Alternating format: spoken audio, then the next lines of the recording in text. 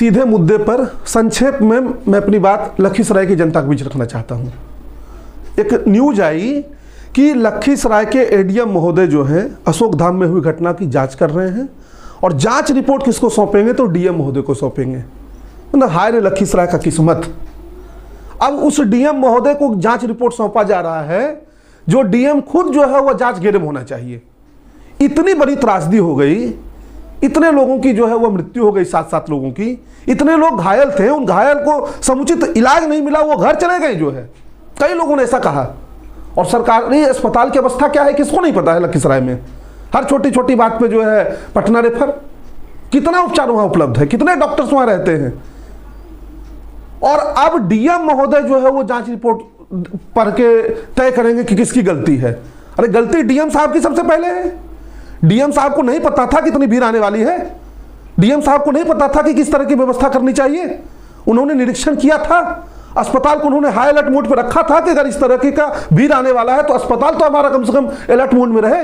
ये सब तो नॉर्मल से गाइडलाइन होते हैं। तो डीएम साहब कैसे गाइडलाइन को सरपास कर दिए। डीएम साहब ने क्यों अस्पताल को भी नहीं जो है वो अलर्ट मोड में रखा था। अब वो डीएम साहब जांच कर रहे हैं। मैं एक वाक्य मैं आपको सुनाना चाह रहा हूं। मैं नहीं शेयर करना चाहता हूं व्यक्तिगत अधिकारियों की बात कभी, और मुझे नहीं उचित लगता, वो उचित प्रतीत नहीं होता है।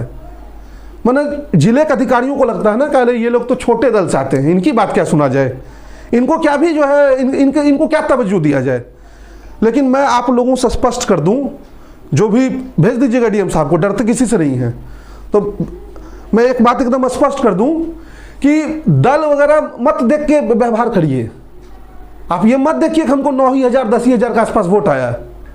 हम अपनी बात उतने ही सौम्यता के साथ और उतनी ही आक्रामकता के साथ रखने के लिए जानते हैं। मैं मिलने गया था डीएम साहब से पुल में जो दरार आया उस विषय पे कि आप लोग जांच तो चिल्ला रहे हैं, जांच रिपोर्ट तो पब्लिक डोमेन में जाना चाहिए। इसके लिए हमने उनको ज्ञापन दिया। 30 सेकंड में हमारा ज्ञापन रिसीव कर लिए वो। इसी दौरान हमारे एक कार्यकर्ता ने मोबाइल निकाल लिया, फोटो खींच लेते हैं ज्ञापन देते हुए। हालांकि हमने नहीं कहा था।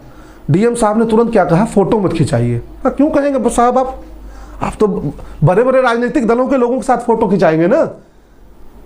भाजपा के जिला अध्यक्ष जो है आपके साथ फोटो खिंचाएंगे, पूर्व प्रत्याशी क्यों फोटो खिंचाएगा। आप तो जिलाध्यक्ष महोदय के साथ फोटो खिंचाएंगे अलग अलग दलों के। मतलब चुनाव हम लड़े हैं, डीएम साहब को फोटो नहीं खिंचा सकते हैं क्योंकि ऊपर के सारे आका नाराज हो जाएंगे। थोपा गया डीएम है। पूर्व डीएम के बारे में तो कम से कम लखीसराय की जनता की ये राय थी ना कि डीएम जो है वो कार्य करते हैं, लोगों के बीच होते हैं। साहब का तो नाम भी कई लोग नहीं जानते होंगे। और मैं आज बाध्य हूं ये बोलने के लिए। मैंने तुरंत उसी समय कहा अपने कार्यकर्ता को, अरे क्यों खींच लो फोटो यार, फोटो की आवश्यकता थोड़ी है। हमको कौन इनके साथ फोटो खिंचा के भौकाल बनाना है। हम कोई वो उस तरह के नेता थोड़ी है कि इनका फोटो डाल देंगे। आज आदरणीय डीएम साहब से जो है मुलाकात हुई, व्यापक कोई चर्चा की बात करने थोड़ी गए थे। हम शिकायत लेके गए थे। उस शिकायत में लखीसराय का जो दर्द है उस दर्द को हमने बयां किया। और क्या हुआ, रिपोर्ट क्या है, आज तक कोई रिपोर्ट नहीं आया।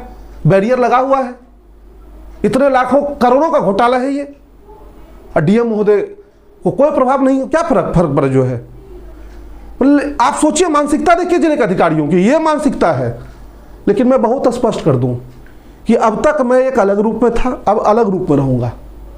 मैं नहीं बर्दाश्त कर सकता भाई, इतना नहीं झेल सकते लोग कि मृत्यु हो रही है। मृत्यु क्या, उसको प्रशासनिक हत्या में कहना चाहूंगा। कुछ लाख का मुआवजा दे दिए, घोषणा कर दिए, आप जाइए उन लोगों घर तक। मैं गया ना, अंदर से रूह कांप गया कि कैसे वैसे क्षेत्र में लोग रह रहे हैं।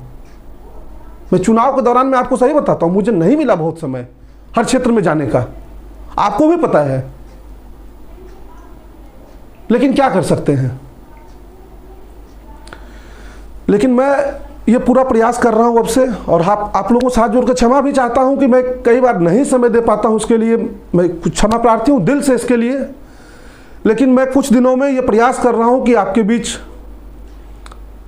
जनसंवाद को लेकर एक नई यात्रा शुरू की जाए। लगातार आपके बीच मैं आऊं, जितनी क्षमता भगवान ने मुझे दी है, कम से कम आपकी बात को लगातार जो है उठाते रहूं।